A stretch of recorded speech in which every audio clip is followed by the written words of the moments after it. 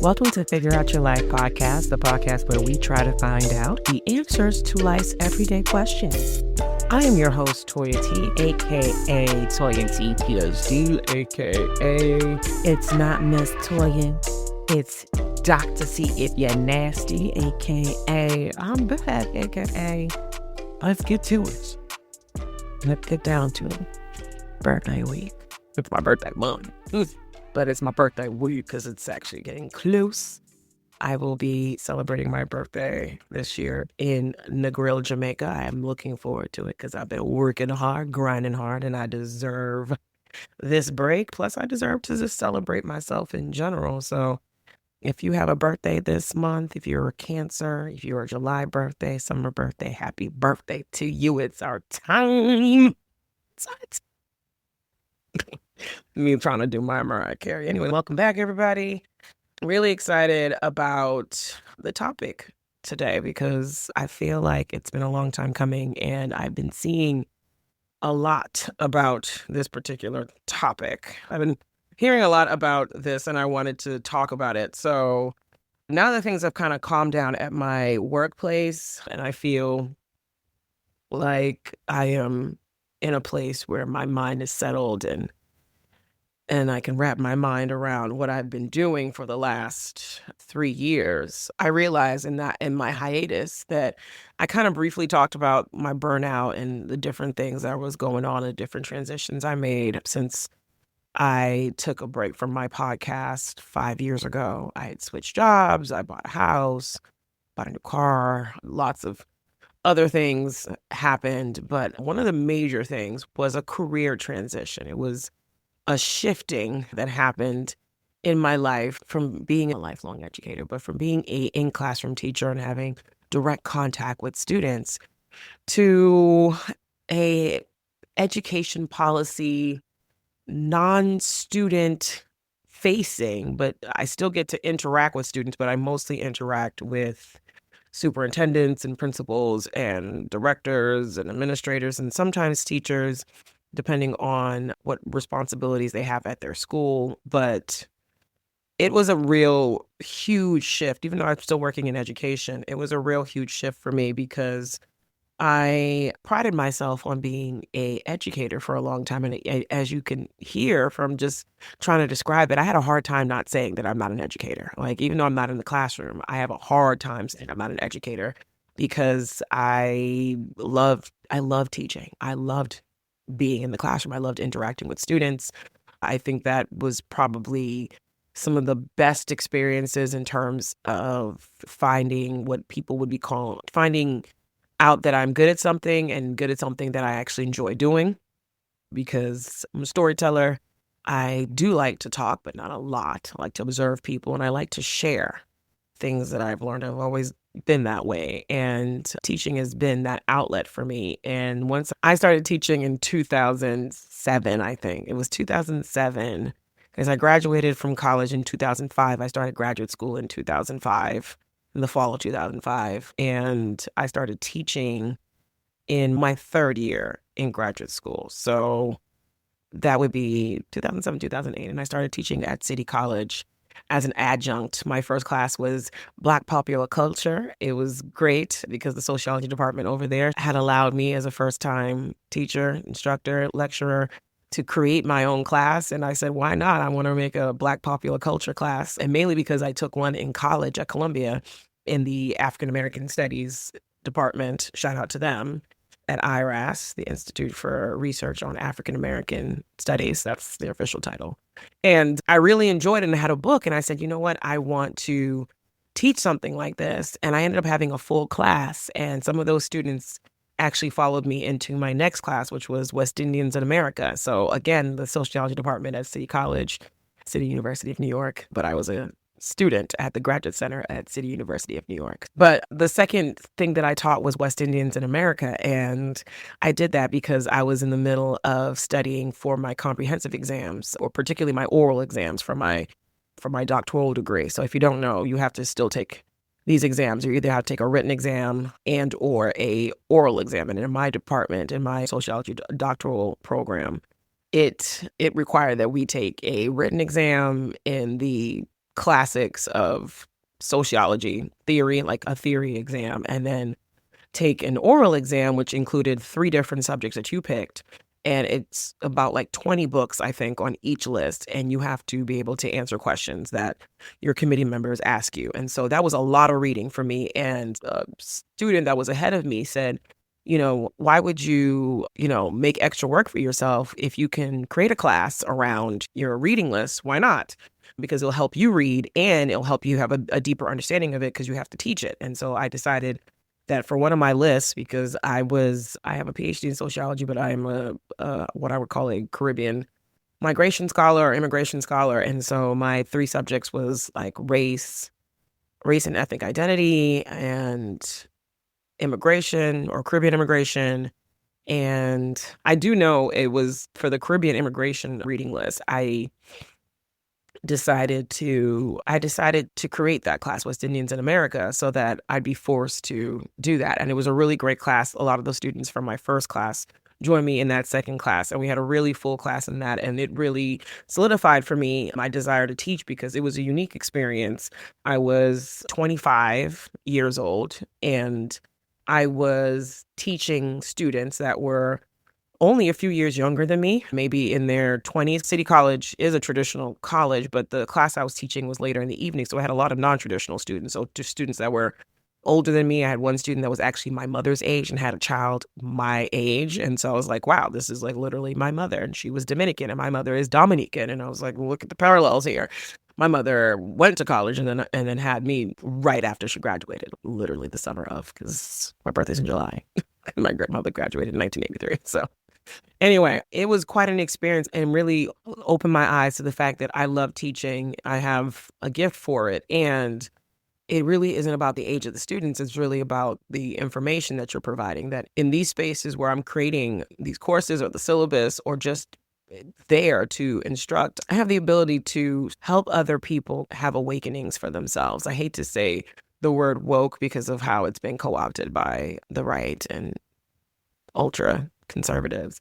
But the aha moment, I love seeing when students have gain consciousness, have a moment of clarity, a moment of, oh my gosh, I'm seeing how the history and the things around me connect. And so I really, really enjoyed teaching and continued teaching from there.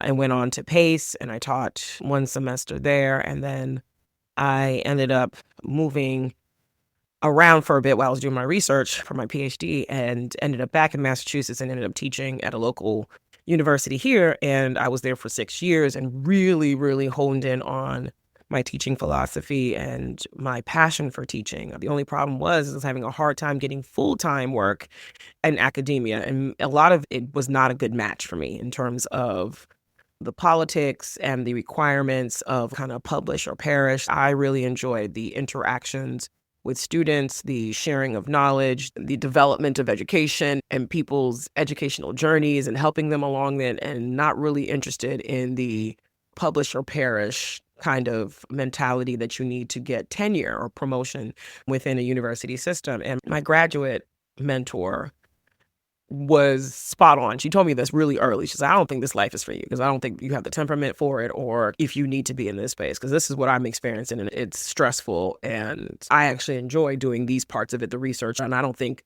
that's the part that really works with you. You communicate things a lot better when you tell me, but not on paper. So I'm like, yeah, the writing part for me is the harder part, but actually explaining out the concepts and ideas, theoretical ones, and being able to explain it in a understandable way to a variety of students, being able to shift your mode of communication to fully get the attention of your audience.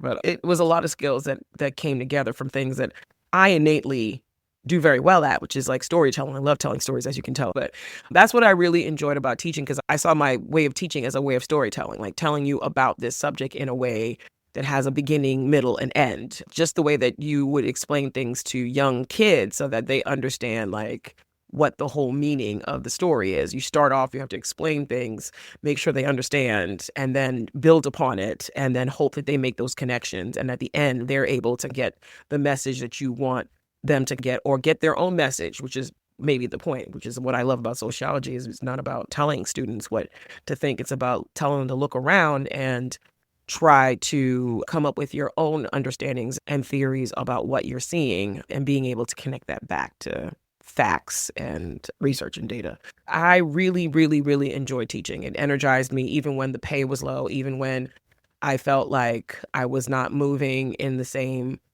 upward direction as some of my friends who had not gone to graduate school or who did go to graduate school and had gone straight into working in academia and were assistant professors and moving up the ranks that way. And I was sitting there trying to figure out how can I teach and continue to do the thing I love and get paid enough to be able to live on my own and take care of myself. And what ended up happening is that I moved into the K through 12, the K through 12 world, which was actually really valuable for me because I didn't know it at the time, but I really did need that experience teaching high school students and teaching within a secondary school to really be able to do the work I'm doing now in ed policy. And so I spent 2 years working as a college career and teaching a college and career readiness course, which was really my passion because I really have a passion for helping students understand things. And that involves all things, including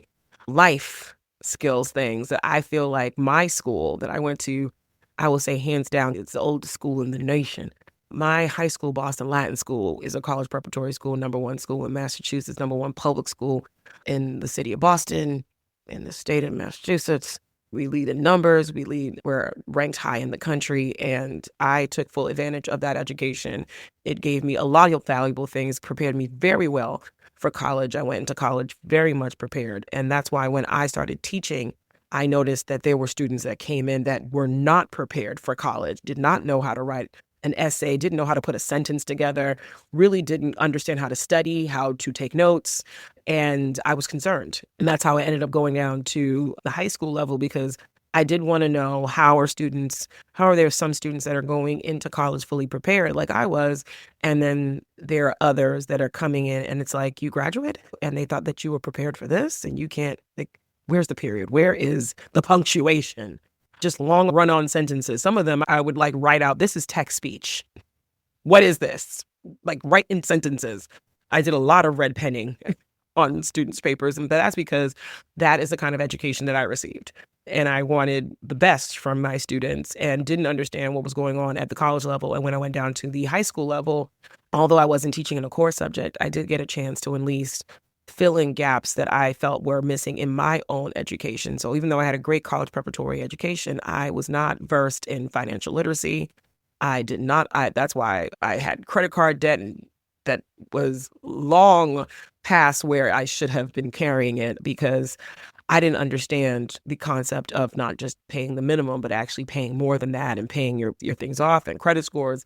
These are all things that I was able to teach in this class for 2 years when I taught at the high school. And that was amazing for me because I realized how important those lessons were because I was able to pull from my own experience and say, hey, kids, I got a credit card at 18, went to college and used my credit card to pay for a tattoo that was like $250. And do you think that I paid it off by the end of my sophomore year when I got it? Not my sophomore year, my junior year when I got it?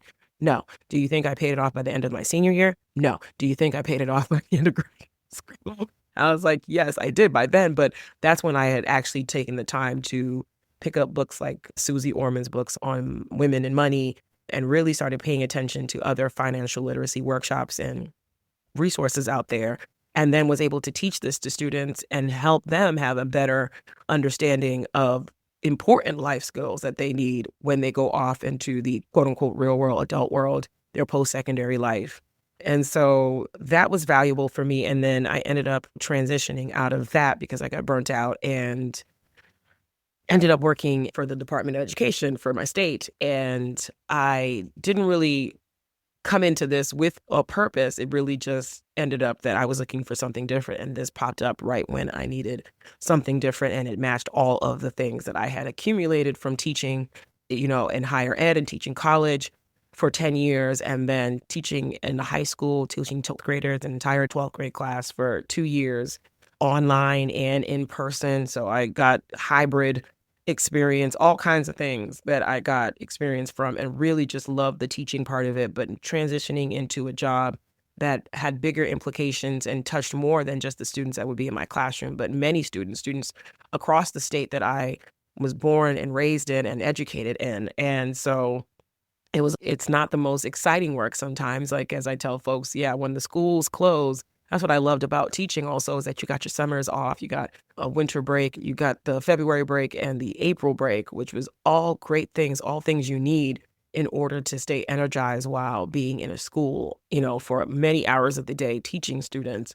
When I taught college, it was the same thing too, except we had longer breaks and less kind of day-to-day student interactions because you might be teaching 2 or 3 classes a week, but you're not seeing students all day long, but still you got your breaks. But now I'm not in this job that does that. I'm in a job that is 365 days a year. And when the schools close, I'm still working. And right now, as we're in the summer, people would think that, oh, this is a nice, relaxing time. But it actually is just a small break before we start, at least in my office, reviewing grants to fund school projects and school programs for the school year. And so that is the boring stuff that I don't like. But it took a while for me to realize what my why was to keep me motivated in this new position, because the first 6 months was hard. I was like, good gosh, this is boring. I'm staring at applications and pages and pages and pages. And I realized also there's some adults out there that are in education leadership positions that cannot write. It's hard to read their stuff, just like it was hard to read my student stuff. And I was like, then you have people who can write really well. And you're like, I can see the quality of your writing. And thank you so much for writing so well, because it makes it easier to go through page upon page, as I have 20 something applications to review in 10 days. And then I have another set to start for another grant or another application. But it took me the first 6 months to a year at my new job to realize that I needed to focus on my why. My why has always been students. That's why I enjoyed teaching so much, because students were always my why. And so I remember at the end of this long, boring, not well written sometimes application, there is resources and programs and opportunities for students. Within kind of recognizing that, I realized that I've grown into something else. I'm not just an educator anymore. I'm an educational specialist. I mean, that's actually my official job title, but I feel like I fully embody that now, because I'm now in a position where different people come to me from school districts, from higher ed, from communities, and from industries and employers and companies that are asking me questions related to my job, related to secondary education, and particularly around creating pathway programs, career pathway programs, career technical education pathway programs. And I don't want to get too deep into it, because this is not what this is about. This is about transitions. This is about life transitions and life pivots. And there was a lot of things that I had been going through in terms of transitioning in the years that I took off between when I was podcasting hard. And now, outside of the fact that I said again that I went from being an educator to now an educational specialist. I went from being a renter to someone who lived in her mama house and was saving up money for 10 years so she could become a homeowner, and I became a homeowner. And that also came with a new kind of responsibilities and transitions and changes and things to deal with. There was some burnout in that too, because I own a condo in a city. I lived in the suburbs for the last 10 years and then decided to move to a city that I am not familiar with. It's one thing if I had moved into Boston, which I grew up in, but I moved to a city 20 minutes north of Boston, which, if you're from the Boston area, you'd understand that I don't know anything north of Boston except for Cambridge growing up. And so where I live now in Lynn, I'm still understanding the people who live here, even though it's only 20 minutes away from where I grew up. It is just so different in terms of the groups that have settled here, the culture, the weather, just the overall activity. I live downtown, so there's a lot of downtown activities that I am not used to, because I lived in the suburbs at my mama house for the last 10 years before that. And before I moved into my mother's house, I lived in faculty housing in Santa Barbara. near the beach. And then before that, I lived in a very nice apartment with a balcony and a pool in Atlanta. And before that, I lived in a brownstone in Brooklyn. And then before that, I lived in a really nice apartment in the Bronx. And then before that, I was in college. Those are all the kind of transitions of being an adult living out on my own. And becoming a homeowner was a whole experience in itself. And I will not go through all of those steps that I went through and how that was. That's for a podcast for a later time. And if you want that, please let me know, because I'm more than happy to go over my home buying experience. I've been a homeowner since December of 2021. And now it's 5 years coming in December of this year. And outside of having to deal with rising HOA costs, and I'm on my condo board, so I know when these costs are coming and I understand what they're for.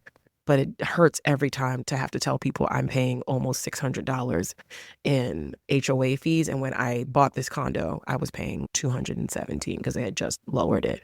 And then we had a whole bunch of assessments, special assessments and bills that needed to be paid that was like $5,000, $10,000, all these kinds of money that had to come out of my pocket and also my parents' pockets. Thank you for helping me out when I had to pay for a water bill that I never accrued because there was a water bill overdue in my building when I bought it. And they didn't care that I didn't live in the building. It was due. And I could have had my condo go into collections before I even got a chance to earn any escrow. So I just had to pay that. And that was within the first year of owning it. But that in itself was a transition and a pivot.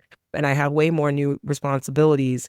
And these were all happening at the same time. So 2021, I buy a house and then I got into an accident. I had to buy a new car and I bought my first brand new car. But because it was during the pandemic and they didn't have a lot of used cars, I was pretty much forced to buy a new car because there was not much of a difference between the new car cost and the used car cost. And so I've also been dealing with having a car payment again and what it is to have a newer car and the fact that every time I bring my car in to be serviced at Honda, I'm calling you out.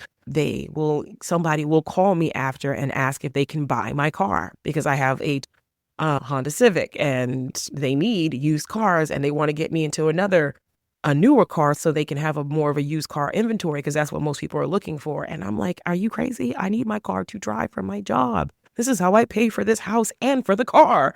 And so having to kind of navigate people calling not only to buy my car, but also my condo too. Like I picked up the phone. I usually don't pick up numbers I don't recognize, but it was a local number.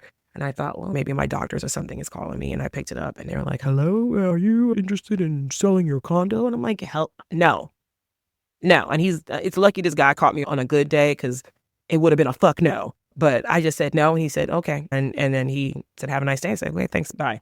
But getting used to that, people wanting to buy my stuff, I'm like, that is a definite no, because what you're doing to me is showing me how much value that my stuff has. And so I'm going to hold on to that because I'm going to hold on to value because I understand the importance of values. And you'll understand a little bit later why I'm stressing the importance of values, because values are the things that lead all our decisions and lead us in the right directions, not the wrong ones. And so I also remember from Solange's A Seat at the Table album, if you listen to some of the interludes, and there was one with Master P, and he was talking about when he was selling his CDs out of his car, and then when he got approached by record companies that offered him a $1 million deal, and he said, wait a second, if you're offering me $1 million, that means that I am probably worth more than that because you're going to be making even more off of it. So why would I sell to you when I can be independent and sell my stuff directly and make that money? And I was like, he was pointing out that you're just showing me that my stuff has, how much value my stuff has. And so that is one thing that even as I pay these rising HOA fees and paying these bills, these electricity bills that I'm hoping to get down this summer, I ain't turning this AC on unless I have to. I better be on fire. I got a nice new fan that my mom got me and I'm underneath it and just only using my AC with the adjustable thing for National Grid, and they will adjust it for when it's not busy times. That's the only time I want this on. I want to drop my electricity bill down because I've been paying $210 and it's only been me. Okay. And that's because I have balanced billing to make sure I know what my bill will be. But I used up so much energy last summer and my bill skyrocketed. And I finally understand. I feel like I sound like my mother or my grandmother when I be walking through my house like, oh, I left the light on. Like if I left the light on in my bathroom and went to work and came back and it's on, I'm pissed at myself. Like, who is paying for this bill? It's you. It's me. You left the light on, Latoya, and you got to pay. And you know how much that bill is. And so I have transitioned into a homeowner that is worried about the light bill and running up my bill. I got the light on right now. I want to turn it off, but I need to be able to see my notes for this podcast. So I got to have my lights on. But there's other things that have happened around me. I've noticed that people around me have been going through transitions and feel like it's been interesting to watch. So during the hiatus, my mother retired, and my identity of my mother was of her as a working mom. And I used to make jokes about, I really like vacation mommy and not work mommy, because work mommy, when I call her, says, Latoya, I'm in a meeting right now. I can't talk to you. Work mommy takes her BlackBerry on vacation and answers meetings while we're on vacation. And then vacation mommy, when she didn't have those things, was fun and wanted to play around and tell jokes and relax and do fun things. And so once she decided to retire, and it came really quickly, she had a discussion with HR or whoever and called me the next day and said, I've decided to retire by the end of the month. I said, oh my gosh, she retired literally immediately. And as I was transitioning into getting this job that I have right now, and I find that very interesting, because now I'm the one that has to cut off my mom and say, Mommy, I can't talk to you right now. I had to go to a meeting, or I have like several meetings ahead of me, or I couldn't talk to you because I was in a meeting. And I feel like it's interesting how we have kind of had a Freaky Friday swap happening as she has retired. And now she is the one that's carefree and wakes up, at 11, 12 o'clock in the day and is like, I'm retired. I can do what I want, and I'm going to go travel. And she's the one going to all these places, when I used to be the one that was living in her house and using my disposable income to go to Asia, to go to Thailand, to Japan, and to Kenya, and all these places. And she was home working, and now she's the one going off all over the place. And she's actually caught up to me in terms of continents. My mom has been to 6 of the 7 continents like me, although she hasn't fully been she's been in the Canary Islands, which I consider a part of Africa because it's off the coast of Africa, but she hasn't been on mainland Africa like I have. So I'm giving her a 5.5, but she's still caught up pretty quickly, and she's already gone to some places that I have not been. So she's explored more of Europe than I've ever seen. And I'm happy for her. I'm really excited for her, but this has been a transition. It's been interesting to see her change into a different person. There's no more vacation or work mommy. There's just retired mommy. And she's a whole different person. She got a lot less energy and patience for the bullshit. And I enjoy watching it. But now I feel like I'm transitioning into a different role, because as I watch my parents get older, so my mom is fully retired. My father retired from his job and then is now working part-time, which I think for men works out very well, because they need to stay active. They need the brains active. They need the hands active, the legs active. I feel like women can find a way to be busy. My mom found traveling as her new thing and learning about new places. But my dad needs to work. I'm just saying that he needs to work. And so as they're both retired and like aging, I realize I am going to eventually, I'm currently kind of transitioning into a caregiver role, and not like a full-time caregiver role, but like slowly kind of developing into it and having to pay more attention to, like, did you eat today, mommy?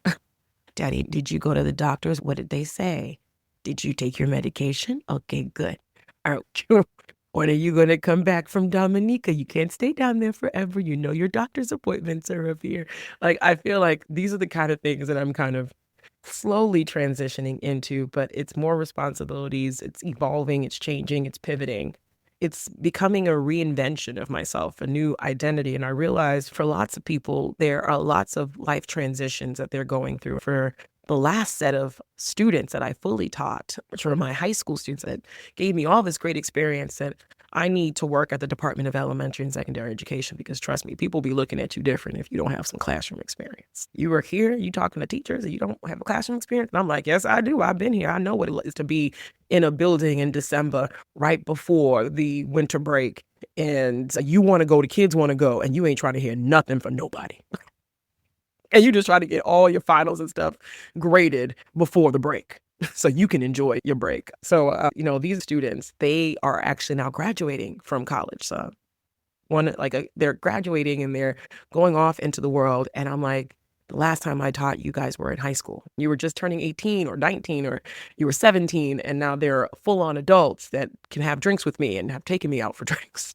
But they're going through transitions into adult life. And for those who listen to this, I realize that this could be helpful for a lot of people. And so I wanted to talk about some tips on how to deal with these life transitions, these life pivots, whether it's a career transition, a life transition that you're going through. I feel like we can all kind of be helped by some of these strategies that I've used myself, but then also kind of looked around and seen a consensus on what people say about how to go from a reset, how to reinvent yourself, how to fully step into a new identity as you go into a new year, new you, new role, new expectations, new routines. And so you really can't be the same person anymore. I realize that we all evolve, we all change when we go through these things. And I'm hoping that these series of podcasts, because I'm trying to be intentional on how I'm doing this. So I did a series, 3 episodes on burnout and how to deal with it, how to live life after and kind of move forward and what the next steps are. And now we're talking about some life pivots and how to move forward with that. And I see it as a kind of like a 3-step thing. So we talked about what happens with the burnout. We talked about rest and how to pour back into yourself through rest. And I feel like those episodes were about resting and resetting. And now we're into the reinvention, the forming of the new you. And so we're going to talk about now in this episode some strategies. And I have 4 strategies. So 4 strategies for reinventing yourself after a life pivot. And so the first thing I think that's important to do is to really think about what's changing. Sit back and observe. You got to observe first. What is changing? Is it really a change? Is it just an addition of new roles? Or are you having a full-on change in something that's happening to you? And some of the questions I want you to think about is, how do you view yourself? And do you see yourself as a certain kind of person? Because I understand that change can be hard. Change can be scary.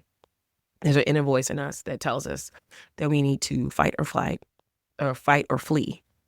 And I think there's another one that says that we just stay and do nothing in our responses to things. And I think in a lot of people's responses to change is that they don't want things to change because it's uncomfortable. It's something that it's the unknown. It's the fear of failure, the fear of not being who you think everyone thinks you are and who you think you are, right?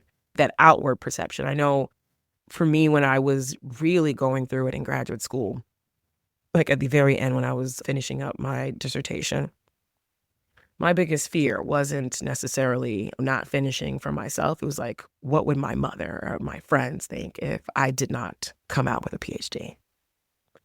And once I had a conversation with my mom, and she pretty much told me, like, whether you have the PhD or not, I'm going to love you. And I'm going to help you achieve whatever you want to do. If you want to end it here with your master's and figure out what you want to do next, I'll sit here and help you figure that out and plan that out and talk it out. But if you want to finish this, I will also help you do that. And that's exactly what she did. I said I wanted to finish, and she helped me because she's a project manager at the time, project management director. And so she pretty much turned around and did her work on me and said, here is our action plan, and I'm going to check in with you every week and see where you are with your writing and what you have accomplished. And we did all of that until I submitted my dissertation. So again, shout out to my mom, but also shout out to just being able to say that out loud, that I was ashamed of the thought that I would be a failure in the eyes of my mother, who told me that there's no way that something like a title was going to keep her from being proud of me because I'd already accomplished a lot. But just the thought of failing myself, but not realizing that not coming out with a PhD would not be a failure because I had earned a master's on the way. So I wasn't coming out with anything, but also that it's a hard program. It's a hard thing to do. And there's a reason why there's only about 1% of the world that have PhDs, and even the smaller percentage of those who are women that are Black and that are Black women and who are me. And so I know that for me, that a lot of that was fear around if I do make a change, what will people think about me? What will that say about myself and how I view myself? And I think what we all need to recognize is really think about when we are approaching these changes or these pivots to understand, is it really a change or is it just us evolving? Is it us growing and moving into something else? And what is it that we're actually afraid of? Are we afraid of the risks? Are we afraid of falling? Are we afraid of failing? Are we afraid of being embarrassed and being uncomfortable? And from that, recognize that all of these fears act as a barrier. They really are acting as barriers from us fully achieving our full potential, or as full of our potential as we can. As the saying goes, if you aim for the moon and you end up among the stars, you've done something astronomical because you aimed for something really high and you still ended up someplace like very amazing and great. And maybe that's where you're meant to be. Maybe you are not someone who's meant to be on the moon. Maybe you're meant to be a star, and among the stars. And just really rethinking about how you view things and how you view change and what's coming ahead of you. And so I think that questions that you need to ask is, what am I afraid of? And conquer that. So like I said, at the end of my graduate school experience, and almost did not finish, and thought about what that looked like, and thought about what am I afraid of? I was afraid of my mother being disappointed in me, and found out that she wasn't. And I was like, oh, well, if she's not disappointed in me, then what's keeping me from finishing this if I want this? And I realized that I had made a goal for myself when I was young. When I was in, I think, high school, I had said I was going to get my PhD. I was going to go and teach after I was a child psychologist or child welfare lawyer. I wanted to be a child psychologist. And then I said, after that, I'll get my PhD and I'll teach.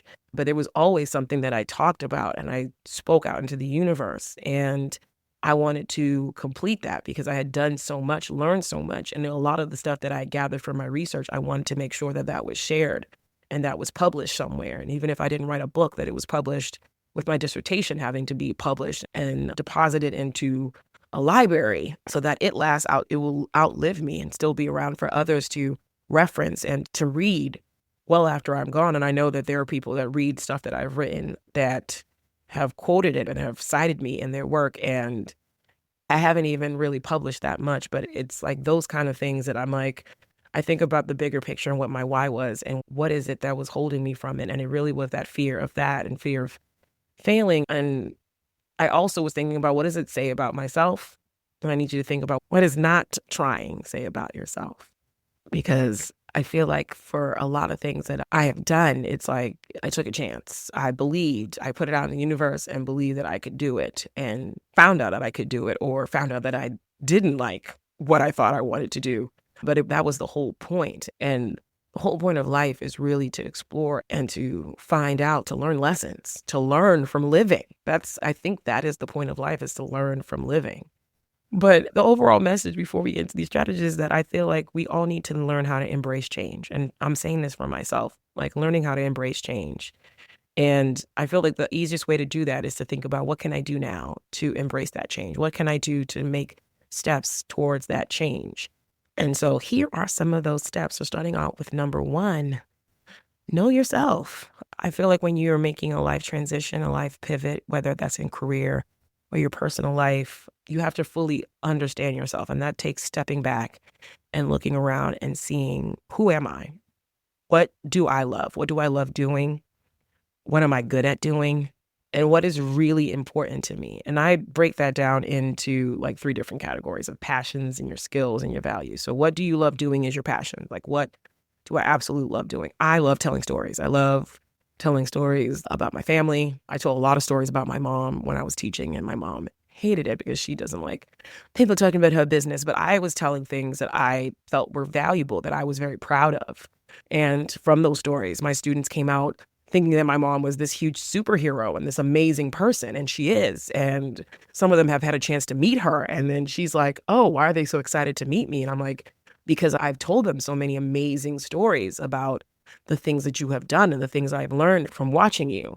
And so I see that as how I've done so well in teaching. And even now in my job now, where I have to do presentations and have to speak to groups of people and lead meetings, I see that as another form of storytelling and another form of explaining things to folks in a way that they can understand and that it's entertaining and that keeps them interested.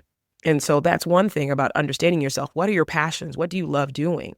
The next thing is the skills. So as I said, what are you good at? What are you good at doing? Well, I know that I'm good at telling a story. Again, I love doing it and I know I'm good at doing it. People follow me on Instagram. My friends tell me that they love hearing my stories. One of my good sister friends, Karen, always loves hearing. She's like, "What's going on, girl? You always have some good, interesting stories." And I'm like, "My life is not that interesting." And I'll mention something and she'll start laughing. And I'm like, I guess that is what it is. But I feel like I'm good at storytelling. I'm good at teaching, which is a skill. And I'm also good at observing and making connections. And I actually have a really great memory, which is why I'm really good at history. Is one of my favorite subjects, and also why I end up having a PhD, and why when I did my oral exams, and even though I taught one section of my subjects, my reading subjects, my subjects for my orals exams, I think it was Black theory, race, and immigration. Oh my gosh, I gotta look it up. I feel like awful because I know the books I read, but they're just all mixed in together for me. But I really saw that as a way of just telling a story. Even in my orals, when I got graded and they tell you your grade right, the head of the committee was like, "We can tell you've been teaching because at first you started and we were like, I don't know where you're going there. And then you brought in some examples and really pulled it in there. And it was really engaging. And I can tell that you've gained a lot from teaching." And so that's why I know I'm good at it, because I have the proof of it and it is a skill. So what are you good at? What are the skills that you're good at? What's important to you? So understanding your values. This became really important to me when I was teaching the college and career readiness class to 12th graders. We were using a pilot curriculum that I really enjoyed because it started off with what I called hippy dippy stuff. But it really isn't. It really was a visualization exercise and just an exercise of understanding what is your calling for students. Like, what is your ikigai, which is what the wording was, which is a Japanese word for state of being. What is your calling? What are the things that are important to you and your core values? And so I know for me, core values are authenticity, exploration, and well-being. And authenticity is important to me because it's important for me to be myself. I found that out a long time ago. It works out better. It takes too much energy trying to be somebody else. My teaching got so much better when I decided to stop trying to be an old white man and start being Dr. Latoya Chantel Tavernier or Dr. T. When Dr. T shows up, Dr. T is real. Dr. T speaks to the students that are in the room. Dr. T don't take no mess. But it takes less energy to be me than to manage myself to fit into the perceptions or expectations that others have of me, of outward models. I dress the way I want with the pieces that represent me and bring me joy. I show up as my full, unapologetically brilliant, innovative self. I'm open to new experiences, to grow and follow my gut. I always follow my gut. I try to, especially now. And I do what feels good and brings me joy. I stay authentic. I laugh when I want to laugh. I cry when I need to cry. I say what I need to say. And if you ask my opinion, I will tell it to you in a way that I feel makes sense. I will treat you the way that I want to be treated, but that this is me all day, every day. And so authenticity is one of those things that are my core values and helps me understand how to move around in this world, how to dress in this world. Yes, I can wear a really nice professional suit and jacket, but please believe I will have me a really nice pin on there that's probably from a Black-owned company that says something blackety black black. My earrings are probably something that say Dr. T or Latoya on them, and they're loop earrings, because that's the kind of girl I am. I'm an around-the-way girl from Dorchester, okay, that has her name on her chain and a name on her earrings, okay? You know, I like a girl with extensions in her hair, bamboo earrings, at least 2 pair. Maybe Christmas, because I already bought myself a lot of birthday stuff anyway. So my other core value is exploration, because exploration is a part of learning. It involves travel and seeing new places. I like to try new things. Part of my goals for the next 5 years, or at least the upcoming years, is to travel to a new place in Africa. Because I've only been to Kenya, and I'd like to visit Ghana and Nigeria and South Africa and Tanzania and Mauritius. And there's some other places in the U.S. I'd like to visit. I would love to go to Alaska and see the glaciers, because my mom has seen it, and I'm kind of jealous that she's seen the 49th and the 50th state, because she's been to Hawaii also. I've been to Hawaii, so I want to be like, I've been to the 49th and the 50th state and the first state, because the first state is Delaware. So I can say I've been to the first and the 50th. I'd love to be able to say that. And so these are different things that are guiding my steps, guiding the things that I want to do. I know for this summer, I want to explore more of where I live, because even though I am coming up on 5 years of owning my place and living here, I still don't really know the North Shore region that I live in. So I think I want to go to as many beaches that are open, because some of them are closed for various reasons. I want to go to as many of those beaches as I can. I did the same thing when I lived in Santa Barbara. Every weekend when I was out there, I would try to go to a different beach in Santa Barbara County. And I did accomplish going to like several of them that turned out to be really nice, including Montecito Beach, which is beautiful. It's also, if you don't know Montecito area, that's where Kim Kardashian got married for the second time. For that 72-day marriage to Chris Humphries. That one was in Montecito. And that's why I heard about it, because of the 72-day marriage. And I was like, oh my gosh, it's such a beautiful place. No wonder she wanted to get married here. And I have beautiful pictures of it at sunset. But exploration is one of my core values. It's something that is important to me and leads my steps. And I think it's important for you to understand what your core values are. For the third one, that is my core value, is well-being. It's about taking care of myself, because that's important. I think joy is healthy. I think laughing is healthy. It definitely burns calories. It's contagious. It helps relieve stress. And I think that life is comedic and funny. We need to laugh more at things, because, I mean, look who's in the White House. He's a freaking clown anyway. But things that I will be doing because of my well-being, I'm going to do more fun exercise. And that's what I've been doing for the last 6 months. I have been getting back to things that I loved doing as a child. And that included hula hooping and swimming and also double dutching. So I want to start double dutching again. And I know a group, and I have a t-shirt. It's called Double Dutch Over 40. And I have the shirt, the 40 plus. No, it's the 40 plus Double Dutch Club. What am I talking about? I have a shirt. I just never showed up to it. And I have a coworker that is like a part of the group. And I keep saying I'm going to go, but I'm going to go this month. Hold me to it. Ask me if I went to a Double Dutch, 40 plus Double Dutch meetup on a Sunday, because that's when they meet up. That's probably why I haven't gone yet. But I want to do more fun fitness. So that's something that is been leading my steps, and also helping me to slim down and be healthier. My blood pressure has gone down. My doctor was really happy when I came in for a 6-month checkup on my blood pressure. And so I had lost like 12 pounds when I showed up there. And she's like, what were you doing? I said, I was swimming, and I've been hula hooping, and I've been walking and running, and now I want to double dutch more. So that is something that is leading my steps. And I think when you're moving into new places, into new parts of your life, and looking around and transitioning into a new identity, a new you, it's important to understand who you are. So it's to understand what your purpose is and to find your purpose. I feel like it's important for you to understand those three things. What is your passion? What are your skills? And what are your values? So what do you love? What are you good at? And what's important to you? The second strategy is to envision what's next, to manifest, to think about, what do I want my life to be? And I think transitions are a great time, whether they're forced or not forced, voluntary or involuntary. I think it's a good time to assess your life and think about, what is it that I want my life to be like? And is it like that? If it's not, what can I do to get to there? And I know for me, there was a lot of things that were on my life list. I wanted to get my PhD, check that off. I wanted to get a job with benefits. Check that off. I found a job with benefits that I like, and I wanted to buy a home. Check that off. And the last part of that was that I would love to have a family. I'd love to be in a loving relationship and start a family. I find that those two things might be two separate things. I would love for them to be one thing, but the one thing that is core of that, I know, is that I would love to be a mother. And that is what I envision next for my life. And so as I'm looking around, I'm thinking, okay, in my finances, could I afford this? What would this look like? What could I cut out from my life to be able to afford to have a child? If I have a child by myself, can I afford the IVF? And do I need to talk to my parents about a family plan? Because, hey, if they want to be grandparents, they're going to have to invest. Or if I do end up meeting somebody and end up getting the love and the family that I want, where is that? Where does that look like? Am I attached to where I'm currently living? No. I love my condo. I'm holding on to it. Don't take this as a sign to call me and ask if you can buy my place, because this thing is going up in value, baby. But I do not have a desire to settle here. I look around and I'm like, this is not where I would want to raise a child.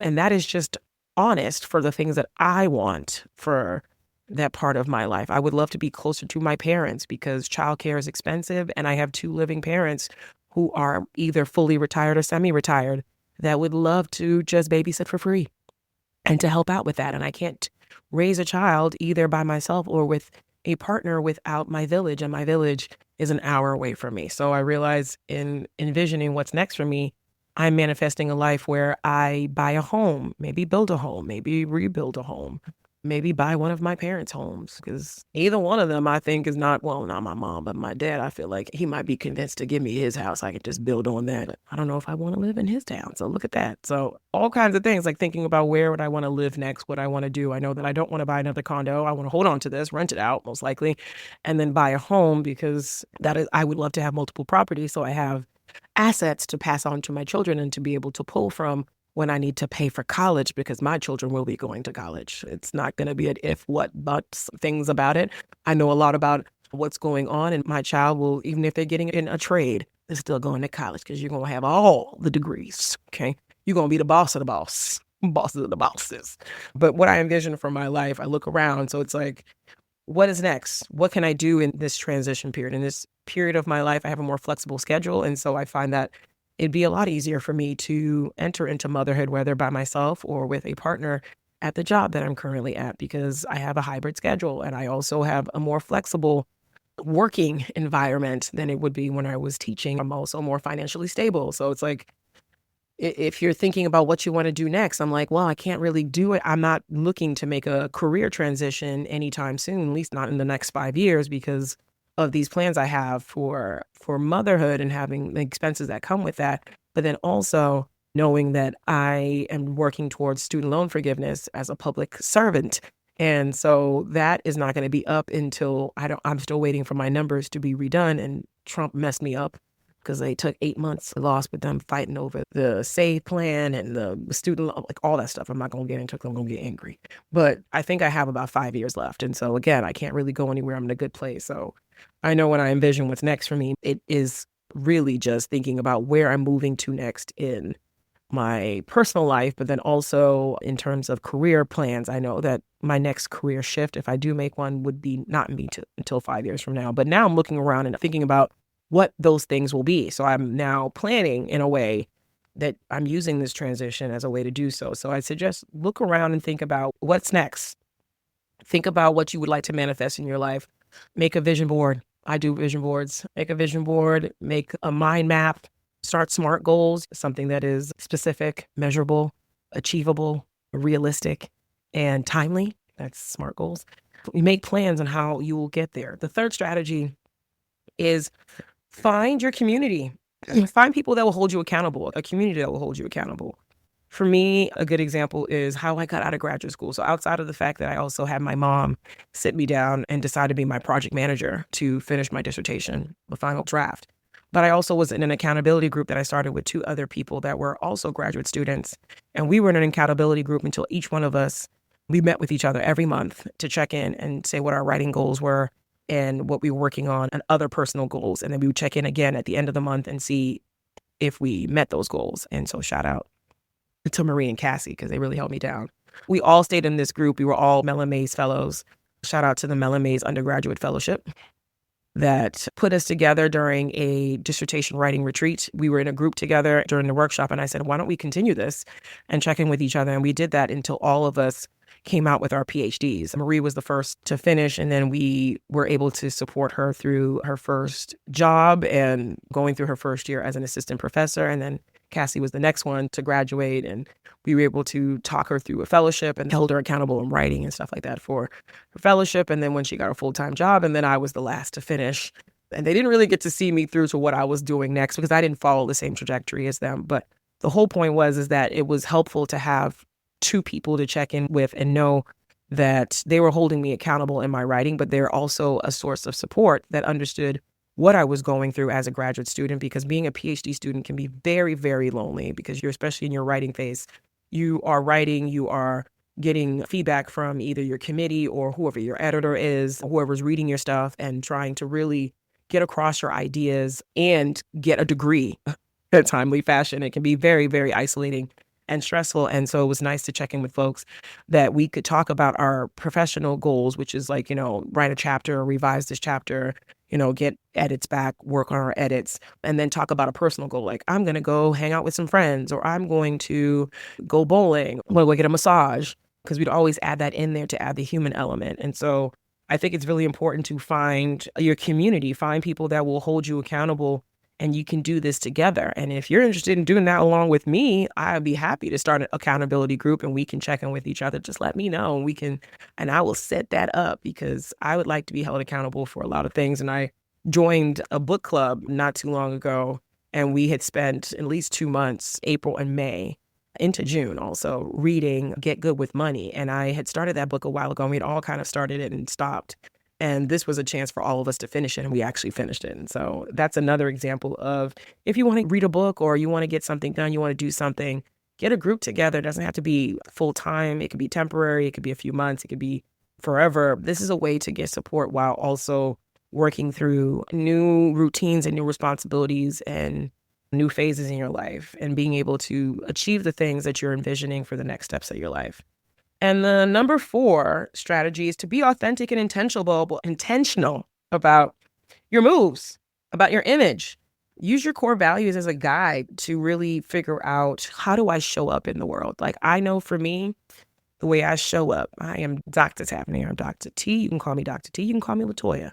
You can call me all those things, but you better respect me. Put respect on my name. I show up with my locks in whatever cute style that I feel like it, because I'm not bowing down or letting anybody tell me that I can't have my hair the way I want it to. And I see plenty of examples at my workplace where that's happening. Plus, again, I work for the state and I'm unionized. So, that's not happening. But for those who can't, I understand it. Try to be as authentic and be yourself and intentional as you move into your new image. Who do you want to show up as? I know back when I was in my early 20s, it was a joke with my friends. Shout out to my friend Tania. I called my style sophisticated hoochie, because I liked, like, to cover myself, but I also liked, like low tops and like tight pants, short skirts. But I still wouldn't go fully out naked. But I show up as myself in these spaces. And I love that when I go out to different school districts, and I will show up in my professional, attire. I'll have my nice dress pants on and my nice blouse, but I will have my nails done by my nail technician. But I will come with my nails in all kinds of ways. And I remember once I had my Black History Month nails on, and I went out to a district that was not necessarily 100% Black. I mean, not even close, like maybe more like 10% Black. And the principal looked over at my nails and was like, "Oh, nails." And I said, "Yes, yes." So I love showing up with my nails, and now they be looking for my nails. But I show up with that. I'll show up with all of me showing up. But that is how I intentionally want to show up in these spaces. But I also know now that I'm no longer going to be doing my nails myself, because that is not the image that I want to put on. I am now grown and I can get my nails done and make that a priority for myself. I know that in terms of how I appear on social media, you got to pay attention to that. Well, I thank God every day that social media was only in its infancy when I was in college and young and dumb and full of, and there were certain things that there's no videos of me doing anything inappropriate. So let's just put that out there once and for all. But I had some fun pictures that kids take when you're in college and you might have had a couple drinks, not things that you want when you have former students who, for a senior prank, wanted to look up all their teachers' pictures and then post them all over the school. But when they did that, they did not find the ones that I would have been embarrassed by, because I scrubbed those things from the internet. And if they still exist somewhere, well, they still exist somewhere. But I deleted things really early, because once I graduated from college, I was like, I don't think I want people seeing that. And now that I know that people be looking me up, literally, because I can see it on LinkedIn, that after I leave a place, people will look me up. And I don't know if they're just Googling me or just go straight into LinkedIn. When you Google me, it's stuff that I know that I'm proud for you to see. And it could be silly. It could be whatever. It could be me talking about something, but I know everything that I put out there and that's on the internet, I can stand by it. I said what I said. I did what I did, and I wore what I wore. I know there were some things that were on the internet that I did not like. And so having to make a conscious choice to kind of make sure that the life that I have and my image align, that takes some time and some thought, especially for my new graduates, my young people that are coming into the adult world. There might have been some fun things that you did on spring break, or during senior week or stuff that you took pictures with your friends and it was cool and it was on Snapchat or whatever. But you may think about taking some of those down just in case that you end up in a space where people want to Google you for some reason. And that's the first image that comes up. At least make a practice of Googling yourself so you can see if your image that you put out there aligns with the life that you want for yourself and the image that you want for yourself. Because reinvention is a journey. There's a skill also, I think, like Madonna has. And who else be reinventing themselves? Madonna's probably one of the biggest ones I can think of. Janet, knowing how to shift your phases. You have a different era of singing, of dressing, of everything. And so if this is a new phase for you and you have a new image for yourself, be okay with the change and the changes that people might pick up on, and maybe they like it, they don't like it. But I think that if you follow these strategies of knowing yourself, envisioning what's next for yourself, finding your community that will support you through these changes, and being authentic and intentional in the way that you represent yourself and the image that you present as you come out as this new, brand new person or evolved person, I think you'll do fine. And I think we all will do fine because you have the opportunity to change as much as you want to. You can reset, reinvent yourself as many times as you want to, as long as you keep it authentic and it's something that is for you and not for others. And so I want to say that change can be hard, but we can all do hard things and with a plan and support. I know it's a journey. We're all reinventing ourselves. I'm in a journey of reinvention, and I hope that we can start today with one small task to get something done. Get a notebook, make a checklist, make a mind map, of your goals for your life, make a vision board, because it really is about progress and not perfection. It's about making that first step, taking those tiny steps, putting those tiny sands of grain into a bottle that eventually turns into a time capsule. So with that, I'm going to move on to the next section. So let's just figure this out. Figure this out for me, yo. What is y'all's problem with this spend that? Spend that shit. Oh, spend that shit. Oh, spend that shit where all my boosting ass at. Spending it. I'm not going to sing the whole thing because I don't want to get flagged and I don't want people thinking that I am supporting these lyrics. So I'm not supporting these lyrics at all, but I will tell you this thing is catchy. It is a catchy tune. It's kind of like a sing-song rhyme, and it's not new. It's by Young Miami. If you listen to any of her songs when she's a solo artist, and even when she was with City Girls, they've been talking about this. She's lived this. She's talking her truth. I don't see how this is any different than anything else. Meek Mill's Dreams and Nightmares. Sitting there talking about, I used to pray for times like this, for rhyme like this. No matter the time I spent on some locked up shit. Like, he's sitting there talking about his real life, like making money, talking about being with hoes. And we singing that song, hold up, wait a minute, y'all thought I was finished? Y'all thought I'm Aston Martin, y'all thought I was finished? Like, I know the words now.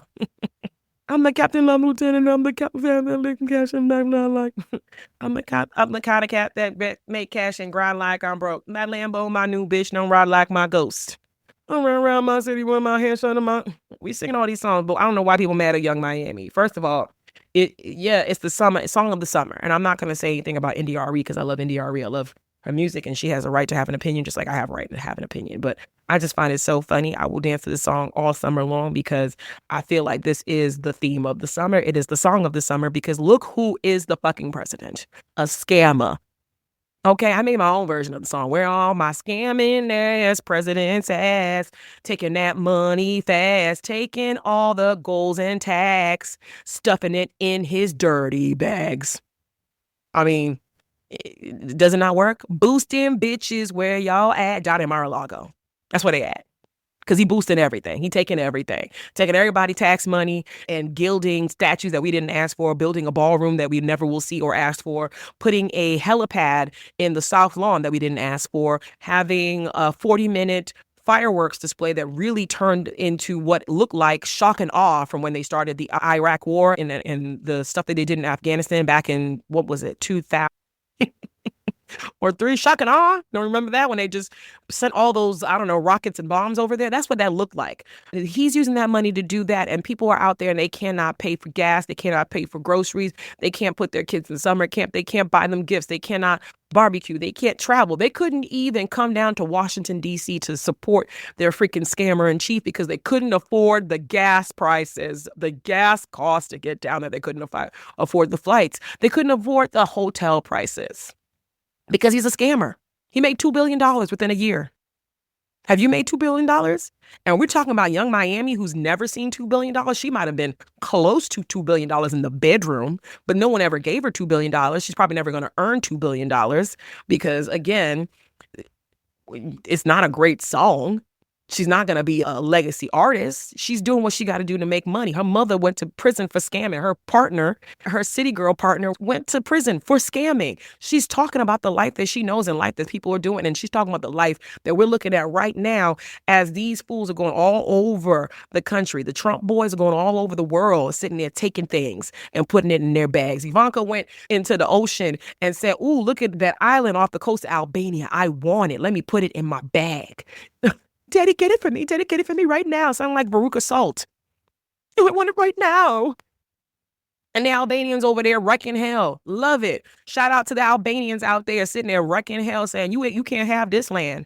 You can't have it because you want it. And you're not even doing it to open it up to the public. You want it for billionaires. Get the fuck out of here. So I don't know why y'all mad about that. I'm not mad about it. Spend that shit. Because you know what I'm doing this month for my birthday month? I'm spending this shit. Oh, because I got a flight to Jamaica. I got a hotel in Jamaica. I got a new bathing suit for Jamaica. And I'm going to have to eat, drink, and be merry in Jamaica. So what you think I'm going to be doing? Spending that shit. But it's going to be my shit. Okay? So I'm going to take all the scammer part out and just spend that shit. Spend that. Make your own version of the song. You so mad. Okay? NDRE, this is the time for you to go and remix this stuff. You are creative. Let me get off her because I'm not mad at her. But I am mad at these think pieces. So figure this out for me. Why y'all so mad at Miami? When you should be mad at Donald, spin that shit. Spin your shit. Spin your shit. Spin your taxes, Trump. Anyway, with that, I am done. I want to thank you for joining me for today. I hope you had a wonderful time with this episode. I hope you gained something from it. I hope you have a wonderful, blessed day, night, evening, afternoon. Wherever you are, stay blessed. And we'll be back. Hit me up. Subscribe and follow. Join the mailing list. And we'll talk later. All right. Bye.